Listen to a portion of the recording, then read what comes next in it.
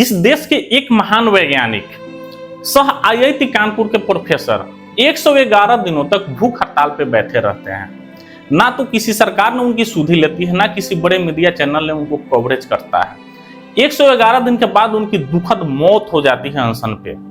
साथियों नमस्कार। दिल्ली जंतर मंतर पर सोनम वांगचुक जी भूख हड़ताल पर बैठे हुए हैं। मैं इसलिए वीडियो बनाया कि मैं याद दिला दूं कि ऐसी घटना पहले भी देश में हो चुकी है।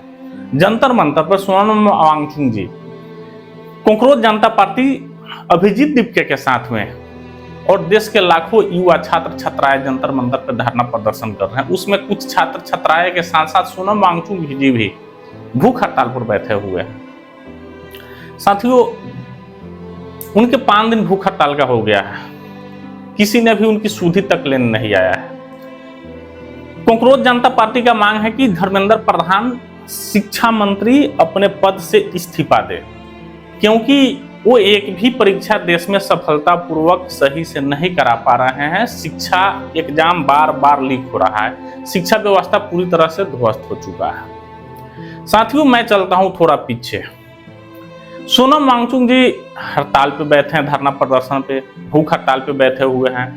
लेकिन इस देश में 2018 में एक और व्यक्ति भूख हड़ताल पे बैठा था जिनको अपनी जान गंवाना पड़ी। वो कौन व्यक्ति थे?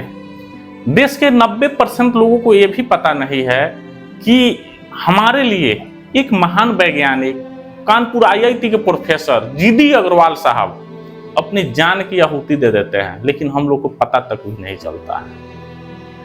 साथियों, आपने सही सुना है, जीडी अग्रवाल जी कानपुर आईआईटी के प्रोफेसर थे, साथ में वो पर्यावरणविद वैज्ञानिक भी थे। उन्होंने गंगा को लेकर के काफी परेशान थे। उनका कहना था कि गंगा में कंपनियों के द्वारा काफी दूषित किया जा रहा है, प्रदूषण फैलाया जा रहा है। साथ में गंगा में माफियाओं द्वारा जो खनन किया जा रहा है उसको लेकर के भी वो चिंतित थे। यानी गंगा के निर्मलीकरण के लेकर के कुछ उनका सरकार से मांगे था। इसको लेकर के उन्होंने आमरण अनशन पे बैठना शुरू किया।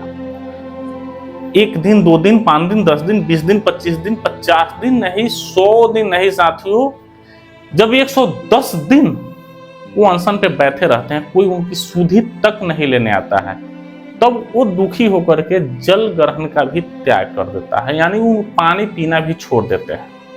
लास्ट में 111वां दिन शरीर कमजोर होने, शरीर निर्जलीकरण के होने के कारण उनकी हार्ट अटैक होता है, उनकी एक डेथ हो जाती है। जब उनकी डेथ हो जाती है तब एक बेशरम सरकार, ये जाहिल सरकार आकर के बोलता है कि जीडी अग्रवाल साहब को 80% बातें मान ली गई थी। हद है इनकी बेशर्मी का। भाई, कोई 5 दिन भूखा रह नहीं पाता है, 1 दिन भूखा रहता है तो हालत खराब हो जाता है। उस महान आत्मा ने 111 दिन तक भूख हड़ताल पे बैठे रहा और ये जाहिल सरकार उनकी सुधि तक नहीं लेता है।